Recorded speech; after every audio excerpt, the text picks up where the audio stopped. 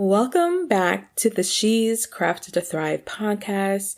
If you're new here, welcome. I hope you feel seen and heard on my show in some way, shape, or form.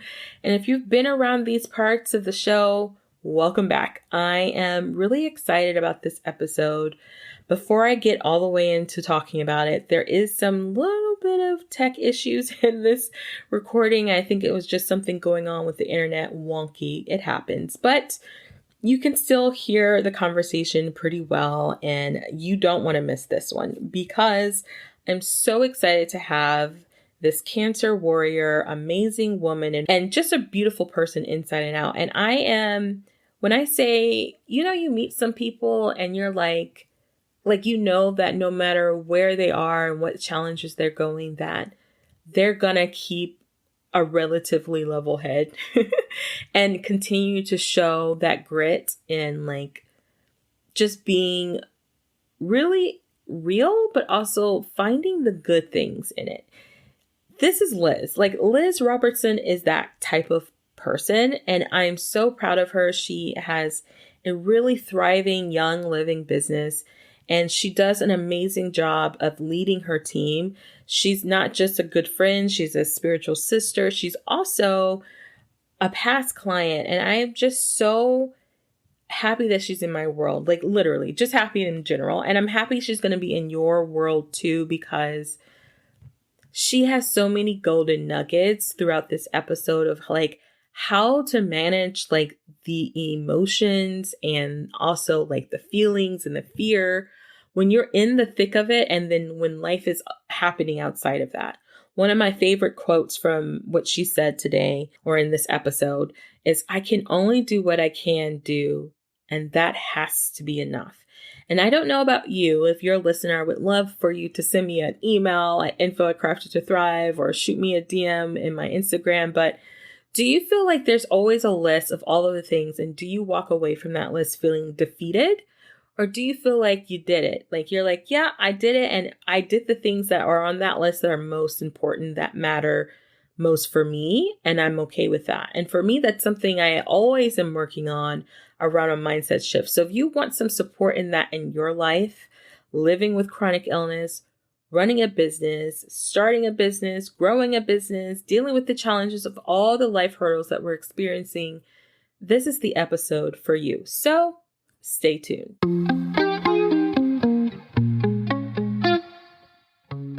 You're listening to the She's Crafted to Thrive podcast, and this is your host, Nikita. On this show, we're talking about what it's like to start, grow, and scale a business while living with chronic illness. You will hear from other creatives and CEOs as they share their stories and the lessons that led them to learn to lean more into what worked for them. You'll discover that success does not mean perfection, and fear, negative thoughts, and challenges are all a part of the journey, but there's always an abundance of wins. So stay tuned, and you'll find the inspiration and tools you need to craft a life and business that thrives. All right, I'm so excited to have Liz on the podcast. Let us know who you are, where you're from, what you do with your life, and we'll jump into all of the goods. Okay. Well, first, thank you so much for having me. It's such a privilege. When you asked me, I was like, oh, yes, I'd be honored to do it. My name is Liz Robertson, and I am in Arizona. I am a Cali girl, got married and moved here about 10 years ago. I have a little boy who is our life. And I started doing a wellness type of journey and then inspiring people to also pursue that. And then I started a little bit after that, became a Young Living brand partner because of how much those products helped me personally. So tell us a little bit about why the wellness journey. How did that start for you? If you're willing to share. Yeah. So thinking about it, my mom was always very much into wellness and fitness, and she used to conduct classes, and she would juice for us, and I remember her doing that, and she always had some type of something going to keep her going. And when I turned 16, I decided I was like, I'm just going to be a vegetarian. And my mom was like, what? Like, what? How am I going to give you protein? And she found ways and stuff. And then later on, I feel like it's always been something that I've enjoyed learning about and knowing. Then I became a pescatarian because I was dating and I was like, I need some seafood in my life. So I became pescatarian. But it wasn't until I had my son that I dug a little deeper into doing things more naturally for him. I nursed. I had a really, really, really hard time nursing, which I don't think many people know, because by the time I started sharing recipes and stuff, because that's how I started my Instagram. By that time I was done with that phase in life, and but I had a really, really hard time nursing. I think it was one of the most challenging things I've done in my life. And because of that, I had to look into my diet and what I had to do to produce, sufficient milk for him, because it's like I need to feed him, and I'm not against formula or anything like that, but I didn't want that for him. Like, as his mom, that's the decision that I had chosen with my husband, and we wanted him to be breastfed. So he had, then I started producing, and then he had really like stomach issues. So then I was like, what's going on? Then I dug a little deeper, realized he was sensitive to dairy. And then when he was able to start eating, then I ended up giving him, little egg. And then he was allergic to egg. So then I removed that from our diet. And then with that comes, how are we going to give him the nutrients that he needs without these foods that he's not getting in his diet? And I just always believe that if we feel good, then we can do what's more important in our life, and be there with the people that we love. And I wanted that for our family. But even though at that time I became vegan, basically, mostly because I didn't want to eat stuff in front of my son that he couldn't. Yeah. And I mean, I was still nursing, so I couldn't. I was like, I had to stop eating that stuff. But there was other things that I was eating that didn't make his stomach hurt, or that didn't make him upset or me. But during the time that I was nursing him, I had a lot of infections. So I got a lot of mastitis, like 4 times. So like huge lumps in my breast from just infections, because I was so, it was such a, it was stress. It was a desire of being able to provide for him as his mom, and that I made myself produce so much milk. So it was just so much. And it went to good use. But that's when I started digging more. And then a little bit after that is when I opened my Instagram account and I started sharing recipes, because I believe that we don't have to eat boring to eat well and enjoy our food. That's my whole thing. I'm like, I can make this yummy. Like, trust me. Let me feed you and you'll see. So that's where the whole wellness started. So what is interesting about that story? Because I knew a part of that, but I didn't think I knew all of that. Something you said just a second ago was that was the hardest thing that for you, like from in life, was to nurse your son. But I know that you had a diagnosis that I would assume was a little bit harder, but that's just a perception from my side. So tell me a little bit about, in comparison with that experience versus your own personal diagnosis. So I would say, let us know if you feel comfortable telling us what the diagnosis is, because I'm just assuming people know. No, you're fine. Yes, yes. So, I guess I'll start with saying I was diagnosed with ovarian cancer at the age of 24. So my son was 2.5, yeah, 2 months and 2 years and 7 months. Um, I say that it's one of the hardest things that I have done, nurse him, because it was this huge responsibility that I had, and as a first time mom, it was like it was on me for my child to get the nutrients, and I was like, am I starving him? I became so stressed and Mm. paranoid, and it was like this whole other human that I had to provide for in that way, and I refused to stop. Like I was very stubborn, and I'm like, this is what I believe is the right thing for my son, and I don't care what anybody says. This is what I believe, and this is Yeah. what's going to happen. And I put my body through a lot, which I don't regret. He is one of the healthiest kids I know, and I'm very thankful for that. And I don't regret that. Um, but in comparison with being diagnosed with cancer, it was more of a battle that I had to do for myself, in order for me to Mhm. be there for my son and see him grow up and see him become a person and become a young kid and become a man, and our spirituality is very important. So seeing him um, talk to people about the Bible, that was something that I'm like, I have to be here for that. There's no option, there's Mhm. no option. I have to be here for that. So, but it was more of like a personal, just me, Yes. like nobody could do it for me. And when it came to nursing, it was like I needed him to latch on. I needed him to pull. I needed him to suck it. I needed him to be able to my body to feel him so that my body could be like, okay, there's a kid here. We need to provide for Mm. a kid. And it was, I mean, while I was nursing, I was awake. If I would sleep 2 hours, it was a lot a night. And that was probably for the first year. Ooh.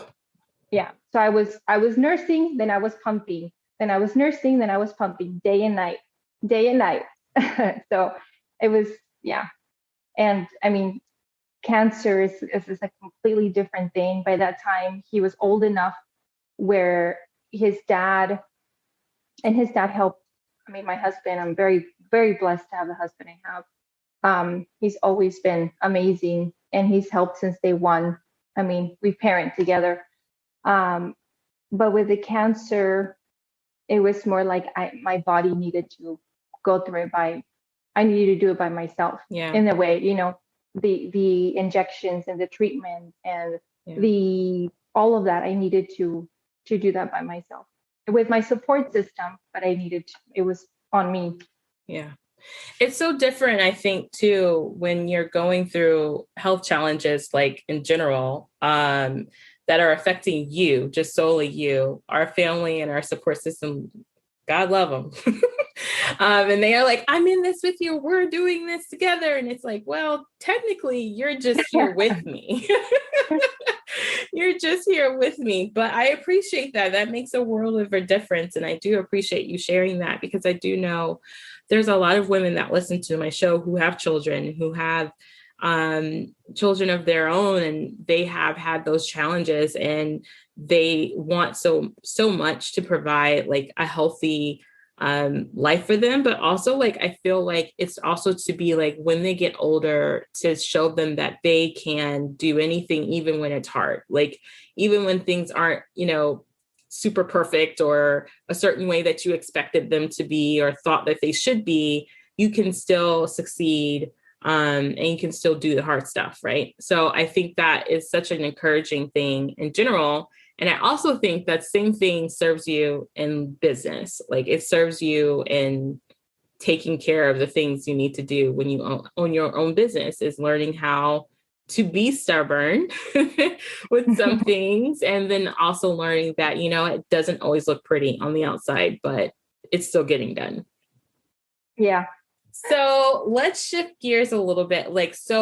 And I say shift, but it's really like your life and what you do are so like interconnected, like health and taking care of your family, and also then helping other people to do that. What have been some challenges from that aspect of finding the harmony or the balance between doing what you need to take care of your family and then running a business? So I think one of the biggest things is I remember what's my priority, and remember the scripture in Philippians 1:10 that we have to make sure the more important things. And it's not easy. It's not an easy thing to do for sure, but it is something that is possible. And there's going to be times when you feel like you haven't done enough. I feel that a lot of the time. I always feel like I haven't done enough. But then I have to come back and make I actually come back and make, love this. I make a list. I love it. I love it. I make a list of the things that I was able to accomplish that day. And at the end of the week, I go over what we did. And if at the end of the week I feel like I didn't do enough, or I wasn't enough in any aspect, I go back and I'm like, were the more important things taken care of? Yes, that's really what I'm striving for. So that's, really realizing that I can only do what I can do, and that has to be enough. Yes. It just does. Yes. Oh yeah, that's a conversation I think all of us has to have more often. And I love that that's one thing that you do. That's something I encourage my girls to do too. It's just like, write it down. Like in our heads, we are so negative about what it is that we're actually accomplishing that we forget all that we actually have accomplished. And it's like, oh, that list. Oh, wow, I did. And I think what's beautiful about what you said is that like, is the important things that matter the most on this list, and did they get done? And that can be the measuring stick to all the other things. It's like, okay, maybe I didn't get to washing the dishes today, but man, I did spend some time in prayer and meditation. That's a huge, huge thing. And it matters. And because those are the things that helps us in the future to do all the other things that are important. So I love that you shared that. What are some challenges or fears that you've had to overcome while doing this thing we call business? Life. And life, yeah, both. Doing this thing we call life. I think some of the challenges, especially when you go through something like cancer, or something that really makes you like, you appreciate life, but it's like you need to appreciate it just a little more, because hello, it can end, it just can. And that was a huge thing that I had to overcome, that fear of that ending, for my family, and really realizing that it's going to be okay. Like that, it just is. We have that promise, it's going to be okay. And against that, like, we can't argue, so at the end of the day, at the end of everything, yeah, it's going to be okay. Yeah. It's so interesting that I was talking to my husband about this the other day, because we were talking about, because he's never really dealt with like health issues, and he's never really lived with family who's dealt with health issues, like diagnoses like terminal cancer and things like that. And unfortunately, and then at the same time, fortunately, and I say this with a caveat, I've literally grown up living with people who have gone through lots of hard struggles with life and health and stuff like that. And it's given me a completely different appreciation, like you just said, of like, at the end of the day, those little things that are little things it's going to be okay. Like, it's going to be okay. Because they're not this toxic positivity thing that's going on where it's just like, oh, well, we're just going to wish it away and da da da. But it's finding the contentment of, you know what, even though this could happen, it's gonna be okay. Like, it's gonna be okay. The worst thing is still gonna be okay. You're still going to be okay. And I love that you said that, because it does. I think when you have gone through cancer, gone through chronic illness, or living through these things, your perspective completely shifts. It completely shifts because you're looking at life like, what matters the most, what's most important, and all the other things kind of get stacked up against that. Like, they're like, okay, well, it's not, I'm not going to flip out about, somebody unfollowed me on Instagram. Like, I'm not going to be upset about that. Like, things like that. Or like, you didn't get that email out to somebody. Okay, well, I got out of bed today, and a couple of months ago, I didn't think that was possible. Those kind of things really help put things into perspective. So I love that you shared, like, it's going to be okay. It's going to be okay. Yeah. Yeah. And it's something that we have in the back of, like, for me, I have in the back of my mind. There's not a day that I don't wake up and I'm extremely grateful to be alive and to be able to open my eyes. And just going back to fears, it's something that's I'm always going to have that until it gets better, So for now, not a day goes by, not a week goes by, or a month goes by that I'm not like, I have to make sure of what's more important. I have to take care of my health, because treatment is painful and it's very real, and that's another fear for me. I remember, like, being almost in panic attacks before going to get my treatment. I chose to do a natural treatment, which I guess I should have said that earlier. I chose to do a natural treatment, and I'm not going to say do natural or do, that's a personal choice. We do what we believe is best for ourselves and for our family. We chose to go the natural way. But it got to a point where my veins were just so tired, and they would just burst, and it was burst after burst after burst after burst, poke after poke after poke, and it was like bruises, and it's painful, but it's very traumatizing when you have to do that, and then go home, wake up 6 a.m, get everything ready, get in the car, drive 2 hours, get your treatment, not be able to get your treatment because your body's like, I'm done, come back home, be 10 p.m. and then have to do it again the next day. So it's that overcoming that and realizing it. And that's something that I would tell myself also, it's going to be okay. Like, there's going to be a tomorrow. No matter what happens today, there's going to be a tomorrow. Whether I'm here or not, there's going to be a tomorrow, and it's going to be okay. Yeah. Wow. Yeah, that needs to be on a t-shirt somewhere. No matter what happens today, there is going to be a tomorrow. I think, I don't have anything to say to that other than it takes a different type of faith and determination, I think, to tap into that. And I say different type of faith, I just mean like a really deep rooted faith, like super deep and rooted, because I've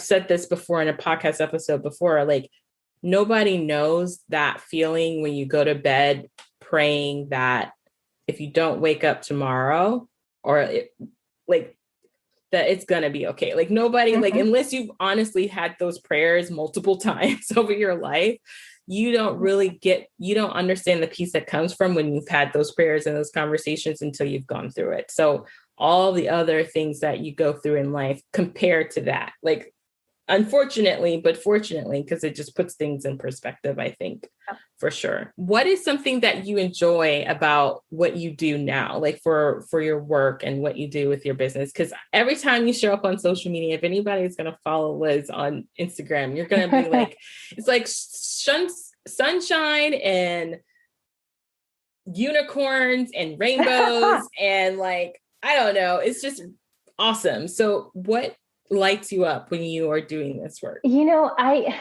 I want to say that I love to live. Hmm. It's a beautiful thing. It's a beautiful thing. Life is so precious and it's beautiful.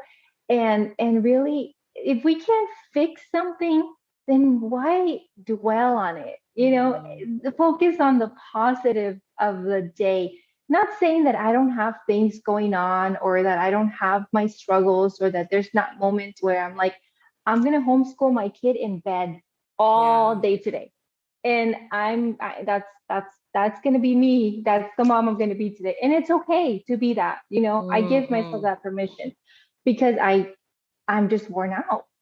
And Yeah. whether we have something, we're fighting something, or we're not fighting something, we don't ever want to compare ourselves to and say, but I like sometimes I'm like, but I don't have cancer anymore. Why am I worn out? Like I can't even compare myself to the old me because it's like, but I still do a lot. So it's okay for me to just plop on my bed Yeah. and do nothing, which thankfully my husband has no problem with that.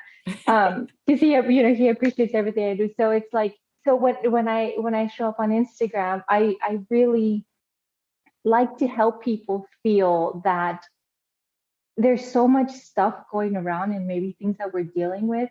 But if we just really focus on the positive that we're going through, it makes a world difference. If Yeah. we focus on the positive, it just changes our mind shift and it changes the way we look at the day.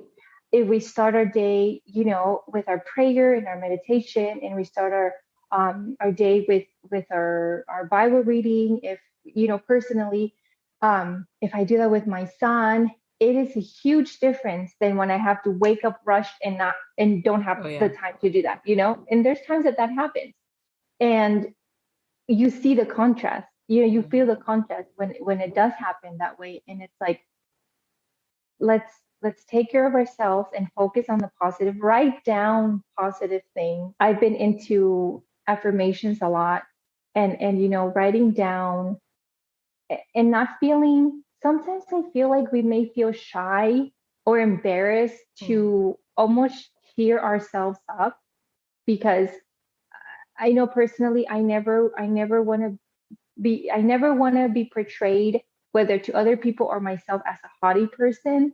So sometimes it can be difficult to write down, I am capable, because others might say, yeah, she's capable. But the reality is, we can be capable, but we all have to work to be capable. It's not something that Mhm. we're not born with anything. It's like we have to work and cultivate what we want to be and who we want to be. Yeah. And yeah, I love putting a smile on people. I just love that. It's something my mom tells me that I've always, ever since I was little, I love doing that. My aunts remember me as ever since I was little. Like I would, I don't know. It just brings me joy. So I think it's really great. I think your advice on like even when things are really hard to find the good. I was listening to something recently and it's like that's grit. Like that's true grit. Being able to be in the worst situation you could possibly think of and still be able to pull out a nugget of things to be grateful for and that's positive. And that takes a lot of work. But my coach always says it's impossible to be in a negative mindset when you are actively searching for good. They cannot coexist at the same time. They just don't. And what you said is just perfect. Like, yeah, even if it's really bad, even if things are hard, there's always something. Maybe it's like you can't find it. Find somebody to tell you about it. Like ask a friend, reach out. I know I have my list of people where it's like it's one of them days where nothing looks good. Nothing. I can't find a single thing, even though I know there is something. I have a friend and I will send her a text message and be like, girl, it's one of them days. And she'll be like, okay. And she'll send me a text. There'll be like something that I need to be like, it's just like, did you open your eyes? I'm like, yes. Something to be grateful for. And it does help you kind of get out of those, not so great moments in your life. So I love that you shared that as well. yeah, I think it's the little things too. something that I've even written down as things to be grateful for is the sense of smell. Oh, yeah. You know, that can bring so much joy to us. And even like for ones that are able to be with family right now during this, uh, I'm sure the ones that aren't, they miss that their family smell, you know, all the little things, because every person has their own unique aroma. They just do. So that is Good or bad. such a good or bad. Yeah, good or bad, we do. And that just yeah, that's a wonderful thing to be able to have. Yeah. Okay. So tell me what inspires you. I think it goes back to, no, I don't think, I know it goes back to being able to help other people, and being able to see other people start a wellness journey, being able to see other people thrive, being able to to be part of that, to be even just a little part of someone's life becoming better. You know, Mhm. saying that, oh, I had a little part in that. I don't have to shout it out or, you know, tell, oh, that girl, I helped. No, but just, you know, Yeah. knowing what we've done. Yeah, that's why I keep doing this on Instagram, and I keep, you know, with my social media, and I keep talking to people, and I keep doing what I do, because that's something on the business, quote unquote business level. That's what inspires me. And of course, I mean, on a more personal level, my family every day, my family, my son, I'm that kid. Love him. I love that kid. And yeah, and we can tell because he's like on every Instagram story, if not every other one anyway. Yeah, that's my baby boy. So, what are some tools and tricks that you have kind of like in the business that you're in? It can be like maybe challenging to show up on social media or difficult. Are there any ways that you found that's helpful as a business owner in your health industry journey to show up like for your business? Are there any tools you use, or is there any mindset tricks you use? Um, I think one of the biggest things is being honest with myself. You know, if I feel that's something, because it can be hard. It can be hard to do things on social media because you feel pressure. You can feel pressure from so many different angles. And then there's the thing which I've talked to you about before. I don't want to make people, I don't want to hurt people's feelings. I don't want to make people think bad of, you know, like there's this whole Mhm. other thing. Um, but what helps me is I sit down and I'm like, why is it bothering me? Why am I letting this bother me? You know, am I doing something wrong? No, okay. Or truly being vulnerable. Do I need to just take a day break? Yeah. You know, and taking breaks. I think that's a huge thing. Taking breaks. It's a huge thing for our mental health and for our physical everything. Taking breaks from social media, completely disconnecting. It's definitely a good thing. And just remembering that, again, going back to, I can only do what I can do, and that's enough. That's enough. I'm enough, and that's it. I love it. I love it. So, everybody, you're enough. It's enough. It's okay. There's so Yes. many like really quick, like simple, but such powerful phrases like, I'm enough. I've done what I can. Um, Taking a break is okay. Like that.